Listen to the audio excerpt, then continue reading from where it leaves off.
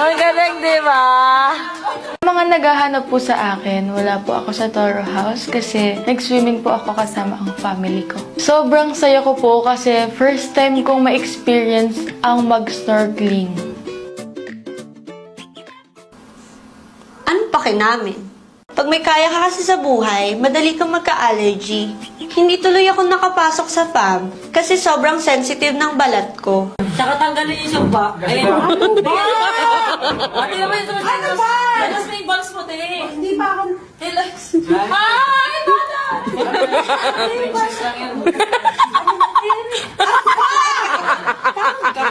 Pati mo kaya si Bobby tayo, mukha na pala araw, te.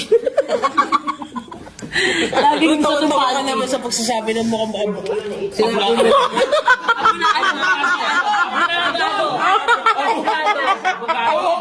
Wala rin bang ganyan? Baby bump. Tinago! Explain ka ate? Ano ba? Ay, Tony, ang harap, bis! Ate, pagbigyan mo na kasi buntis eh. Tony, may hika ako! Ay, bata ka eh. Angat ko nga. Ako nga may asthma eh. Ano ang masabi? Ako nga may depress eh. Hindi ka pa. Oo, mahiga eh. By depress.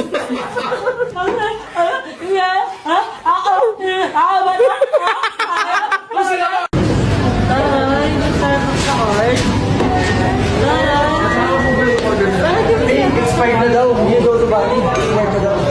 Wala pa nga, ibigay mo lang. Oh, for sticker doon, hindi nga pwede. For sticker yan siya, Thor. Card mo yung card. Ayun yung ginagawa ko lagi. Oh, gusto mo mo lang yun. Ay, tanggal pa ako. Ano mo yan? Sticker pala yun. Kanina pang December. Itong si Paye, pauso pa. Yung whipped cream, gusto niya special.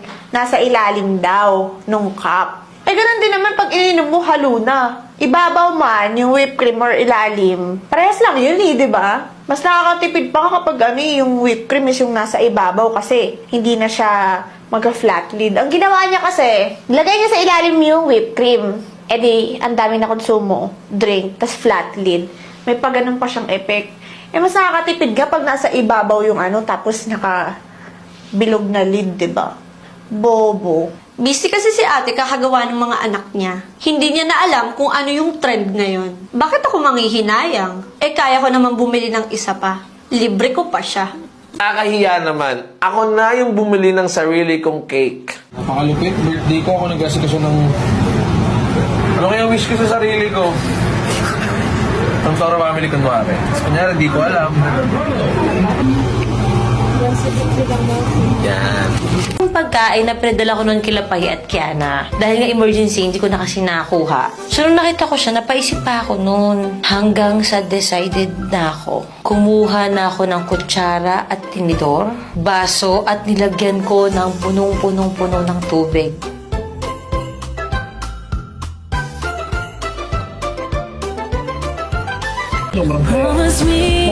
Naalala ko lang bigla yung buhay ko dati. Dati maglilipot ko na ako ng Ako lang ito ba ako? Sabi ako mo ako dahil alam mo yung hindi dati yun. Hindi ko lang kasi ito kong malari yung buhay ko. So, nagtayo na may tayo. Buhay na meron ng iba. Hindi na tayo ko. Kaya hindi na lang ako. Diba?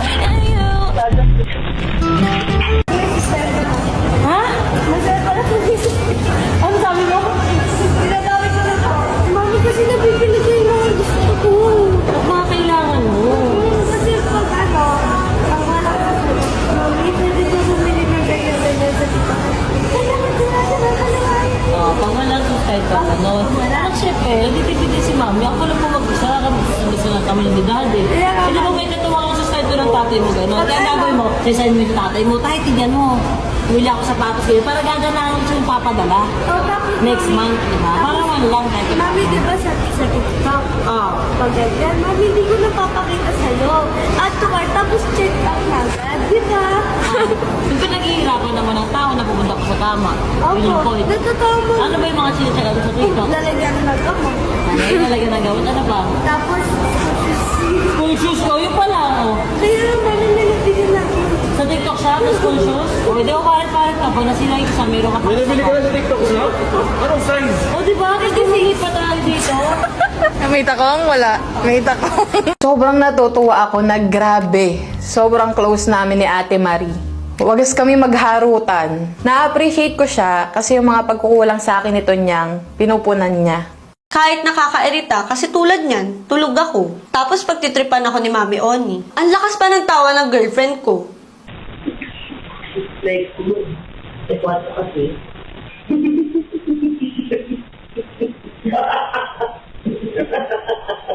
Alam mo yung remote, para yung dalag. Maabot mo agad. Mahalan. Na-trigger ko si Papi. Isip ko na mali talaga yun. Lalo na't buntis si Papi. Na dapat hindi ko sinasabayan. Kaya ginagawa ko ngayon, bumabawi ako sa kanya. Nilalambing ko siya.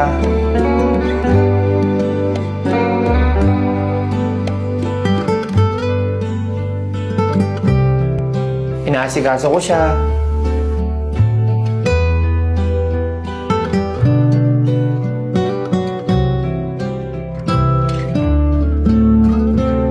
Para ma-feel niya na nandito lang ako at di ko na mabigay sa kanya yung stress na binigay ko nun. Nahirapan na ako sa reality show na to kasi hindi ko na nababantayan lahat. Hindi katulad noon. Puro nga kasi ako tulog. So, ang nangyayari, ang mga nakuha ko lang ng mga footage, yung mga pangyayari dito, CCTV. Yung iba naman, pag may nangyari, hindi agad sinasabi sa akin. Or parang tamad na ata sila mag-video. Kaya parang pakiramdam ko tong episode na to, parang umiikot lang sa amin. My papa always tell me that I'm so pretty. Beautiful nose. Once they said, when my nose pangit, you said, my nose is pretty. Your nose is pretty. Who said your nose is ugly? Everyone, because you said, my nose pretty. I know, your nose is pretty. Okay po. You have a beautiful nose. Yes. Hindi ko maniwala dun. You're cute. Can you put me here? Yes, I will put you there. And you put another one for Mama for Dodo. I don't like other Papa. Who said you're beautiful? You. You? Me? Yeah, you said I'm beautiful. Yes. You're always beautiful in my eyes. Yes. And Mama, and Mommy ko, Yeah. and Dundee. Yes. Everyone thinks you're pretty. How about Mommy and Joe? Yes, they think you're pretty too. But they said also pretty, but they also said it's pangit. No. No? No, you're pretty. They said they're only pretty. Said, It's only joking, but you're pretty. the boys is all boys, and then the girls are pretty. Every time I'm with Papa, I'm happy because all we do is love. Sa totoo lang, minsan gusto ko nang maniwala sa mga sinasabi ng fans na nagiging aso na lang talaga ako ni Jowa. Hindi ako makagalaw palagi, lagi akong nakabantay at lagi ako nasa tabi niya. Kasi puro siya tulog at ayaw niyang magising nang wala ako. Minsan naman bigla siyang susuka, kaya dapat nandyan lang ako. Minsan nga, may topak pa yan. Inaaway niya ako kasi wala daw ako. Nandun lang naman ako sa tabi niya or nasa gilid-gilid lang ako ng kwarto. May cravings pa yan minsan. Gusto raw niya ng malamig na inumin na something na hindi ko alam. Basta malamig daw. Matamis ang Sunday ni Jollibee. Okay. Hello po. Yes po, wait lang po. While waiting for remind ko lang po na available tayo sa lahat ng Sunday. Yun lang, walang ko. Thank you po. Walang coke float? Walang Sunday, walang coke float. Iced tea. May iced tea ba kayo? Yes po. Yung yung coffee, iced tea ba yun? Yung coffee tea. Coffee ice. Iced coffee. Mami! Basta yun na ako, pakina nyo! Wala kay Sunday! Sorry po, naka-pull out po yung machine. Joke lang, 70 ako. Sorry, Tito Win. Bumabad rin yung buntis! Naka-pull out po kasi yung machine. Alam niya ate, ako to nakakaya. Pagpasensya niyo na po si Buntit. Tapos pag nakakasalubong ko naman si mami, pasulpot-sulpot sa bahay. Eh, magugulatin nga ako. Grabe tuloy yung inig ng katawang ko. Ganto, oh. Maaga ako pinatulog na ni mami. Bigla ako na naginip ng sorry sa akin yung mama ko. The same time, sinasabi niya din na miss na kita, miss ko na kayo ng ate mo. Tapos bigla siyang umalis. And ako naman, habol ako ng habol sa kanya. Sobrang hingal na ako at umiiyak na ako kakahabol sa kanya. Tapos bigla akong nagising. Hinanap ko kaagad yung laptop ko para matawagan ko si Mami Oni kasi nga wala akong cellphone.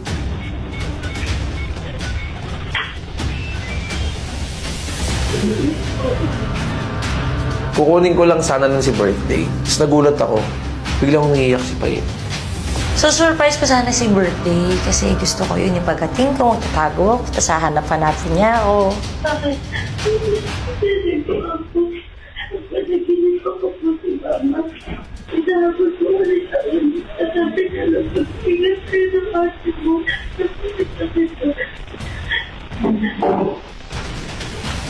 May siya lang din nun. Ay, sinasaginig ako si Mama. Hindi niya nag-iisip ko eh. Kaya sinahabol ko lang siya ng hinahabol. Kaya nagigisig ako. Kasi iyak ka kasi ako ako hinahabol ko siya. Dahil nagisig na ako. Hanggang malapit. Hanggang sa nakalman ako nila, Mami, hindi ko na malaya na tumatawa na ulit ako. Para sa mama ko na nasa heaven, na ngayon dinadalaw ako sa panaginip ko, alam ko naman na humihingi ka ng forgiveness. Kaya nagkakaroon tayo ng gantong habulan sa panaginip. And alam ko naman sa puso kong napatawad kita. Pero sana, bigyan mo ko ng time para makapag-heal sa mga bagay-bagay. Dahil blur pa sa akin lahat ng mga pangyayari. At nalilito pa ako sa nararamdaman ko. Bigyan mo ko ng strength para kayanin ko yung lahat. Para next na dalawin mo ko, buong-buo na ako. Today is Papa's birthday. I go somewhere with them for emotional support from my heart. We're gonna sama him on the office na. Kayo po si Papa. O, sige na. Papa. Sasamahan ka daw niya sa unang araw mo sa opisina. Let's work. Good morning. Good morning. This is where Papa is going to work. He's going to work na. What can you tell Papa? I'm just gonna walk because that's the chair. You gonna sit with Papa sa chair? Yes. Papa's working na. You're not gonna see Papa every day because he's going here. No, she's gonna come with me every day. Huh? You want to come with Papa every day here? Yes. Because he's not gonna leave me now. I'm gonna see him now. Okay.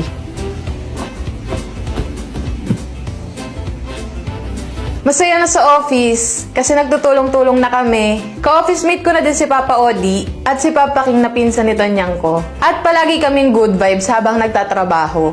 Our family is crazy. We're eating and helping for their mental health, especially to my Papa. Eh, andun na ako. Ano pa nga ba? Eh, syempre, maglilinis na rin ako ng sopa. 2 years na yan since nung nakuha namin yan sa furniture deals. Syempre, kailangan alagaan mo para lagi mo kang bago. Lahat na lang. Pinapakailaman di ba? Hindi naman sila yung nahihirapan sa suot kong heels. Pero pansin ng pansin. Papansin. Tulad ng pangako ko kay Tonyang ko, palagi ko siyang pagsisilbihan. Kasi ako lang talaga yung nagmamahal sa kanya ng totoo sa Toro family. Diba, wala ako mahal, wana'y iiwapan, kaya mo'y sa susunod, nagkabang buhawa, hindi na ako nuna wana'y iiwatan na kaya mo sa susunod habang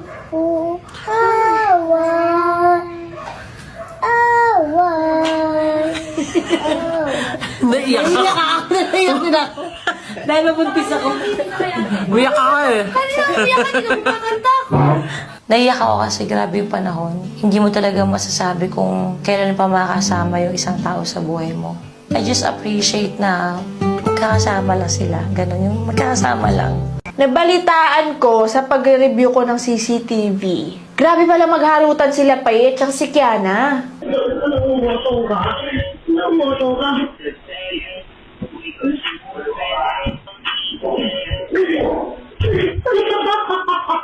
Matahay ka mo na? Ay, gulo. Gulo ka la? Sabihin ko na hindi ko maganyan sa mukha ko eh.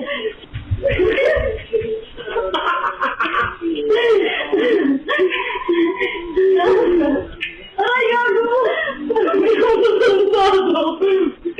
Grabe yung harutan nila. Talagang nagkokotongan sila. Tapos nagbabardagulan sa kwarto. Uy, ang iingay ninyo. Disorsa ng gabi. Ang iingay ninyo. Rinig kayo hanggang baba. Rinig ko.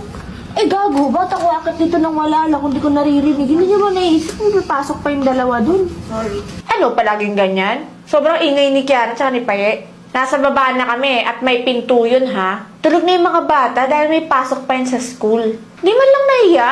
Okay lang sana kung saglit lang silang ganun eh. Pero isang oras na ata silang nagkikiliti at tagaharutan doon ang ingay-ingay nila. Lagi na lang kayo maingay. Oo nga. Dito nga kami kapitbahay. Ayun lang yung mga bayo. Hindi kayo nahiya. Lampungan kayo ng lampungan dyan. Ang iingay ninyo. Yung dalawang bata doon. Ingayan din. Rinig din niya hanggang doon. Ngiti-ngiti ka pa ganyan. Salamat ka. Buntis ako. Hindi inabot ka sa akin. Sorry ate, hindi na po. What the fuck? Ano ba yan? Ay, magsasorry nga ako eh. Yan na naman tayo sa ganyan eh. Nagsasorry naman ako kanina eh. Tumigil na kayo dyan. Kung gusto nyo maglampong nga kayo, magtahimik kayo dyan, Manap kayo ng pwesto. Doon kayo sa loob ng sauna. Doon, kulob doon. Hindi kayo maano doon. Sa loob kayo ng sauna nakakabula kayo ng tao. Sa kanila kayong, yung mga gagawin pambukas. Hindi pa sinabi yung kultur. Parang naaawa ako kay ate. At the same time, natatakot din talaga akong mag-anak. Dahil ganun yung magiging epekto pala. Although magkakaiba ang mga nanay. Pero yung ganung karanasan, para akong natotrauma. Hindi ko alam kung paano nakakaya ng ate kong mag-survive sa araw-araw na ganun yung dinadala niya. Naawa ko sa kanya sobra. Ready sila asawa sa handa ni Vince. Nilambing ko si Papi. Tapos si Paye, yung tingin, halatang naiinggit. Eh di sabi ni Vince, sige kayo din. Pagbibigyan naman kayo. Ano yung ginagawa mo kami? Kasi gumano kaya Papi si, Paye gumano. Yung kaya, maganda. Yan. O, ganyan din ang reaction mo, ha? Dali na kay Ans. Sige na. Ganda lang gawin mo. Birthday ko ngayon. Ganun mo yung mo. Wala pa. Tumulong lang. Kinig mo. Wala pa kayo. Kasi. Ganun. Yung. Yan, ginagawa ko rin. Ganito lang namin, ha? O, ako din, nagsawa. Ako din. Birthday ko ngayon, ha? Kailan ba birthday ko sa akin? Okay. Ang tagal na ba? Tingnan mo lang. Okay. Pag sa akin, bakit ka na? Dali ko ba niyan? Dali ko. Wait lang, hindi mo ginagawa eh. Hangin mo. Ayan, sigot yan. May allergies ako ngayon. Ganun, go. Sigutin mo na. Tingatin mo, Bi. Dali. Dali na kaya na.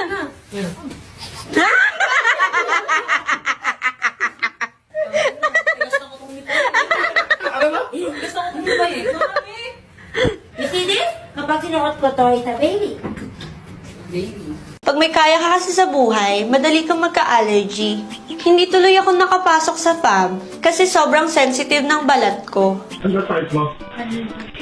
Naka-environment na baka sa office or bali ka din ni Paye. Kung pag-uwi hindi ka naliligo, hindi ka naghihilamos, putang ina ka pinag-isip pa sa kagawin para maghilamos ka. Kita mo na yung kababuyan mo, kamamatay mo. Panis, ba't ka namatay? Tamad po ako maghilamos, ayoko pong maghabat. Kinalaya ko po yung ate ko. Niresetahan daw siya ng doktor at kailangan daw niya ng multivitamins. Vitamin.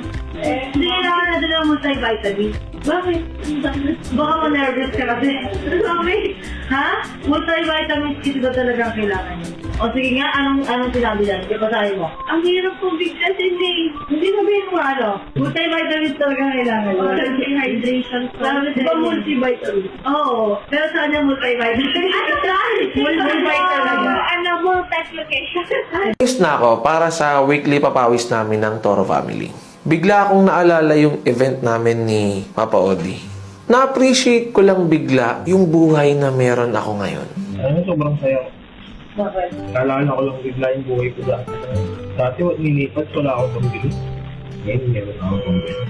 Ako, nandito ba ako? Sabi ako bumabasal ako, naisip ko.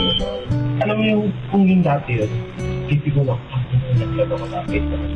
Kaya binaramdaman ko. Naglaro ko ngayon, no? Okay lang. Kasi yung totoong pangalan yung buhay ko. Ito may Tyrone na may Tyrone. Yung buhay na meron kami may back. Ngayon yung nasa isip ko, kaya nag-i-enjoy na lang ako. Kaya lang, di ba? Buti na lang, malandi ako sa'yo. Tataka lang ako dun sa part na bakit mo ko paghihinalaan nagsiselos ako sa'yo. Bakit ate? Ano lang, di naman siya sobrang minimin ko, pero parang pumasok lang siya sa utak ko. May mga taong pinagseselosan ako kay Kiana. Pero, syempre, ako din mamimili kung saan siya masaya, kung sino kakaibiganin niya. Pero ate, dapat tandaan mo na kapatid kita, hindi mo dapat pinapasok sa isip mo yung ganyan. Pag ikaw ba nagka-jowa, kung papayagan ka, tapos close kami ng jowa mo, magsiselos ka din? Hindi. Paano pag isipan kita ng gano'n na si Ika Joy Fincus, magsiselos yan sa akin? Ganun. Masasaktan ka ate kapag sa'yo ko ginawa yun. Sabi ko kay Tyrone niya nun, bakit hindi niya ako nirekta? Yun lang. Kasi tinuturuan tayong mangrekta ng tao dito. Kung may problema ka sa akin, bakit hindi mo ko nirekta? Magka-roommate naman tayo. Yun nga, hindi kita nakausap agad kasi di ba umalis ako nung umaga. Tapos nagsabi ako sa kanya nun. Yun yung time na gabi, di ba? Tapos natulog ako sa kanya na. Movie kayo. Tapos kinabukasan umalis na ako. Kaya hindi na din kita nakausap. Normal ako support na. Bakit mong pag-iisipan pagsaseloso? Natawa lang din ako kasi ganun yung reason para magselos ako. Hindi naman ako ganun kagagawa. Saka next time, matuto kang mangrekta ng tao, lalo na ako. Dahil ate mo ko, magkasama tayo sa isang kwarto, kung may problema ka sa akin, sabihin mo. Kasi mamaya, makarating na naman to kay la mami. Stress na naman tayo ng ibang tao. Alam mo naman kung paano tayo pagalitan sa mga ganyang bagay. Parang sa isang linggo, hindi nawawala ng issue yung isang tao dito sa akin sa bahay. Laging may confrontation. At sa totoo lang, ini-entertain ko na lang kasi alam ko naman gusto nila ng oras at atensyon ko. Sino ba naman ang may ayaw, di ba? Ako na to. Kami lumabas ng bahay kaya sobrang saya po talaga mag-cheer.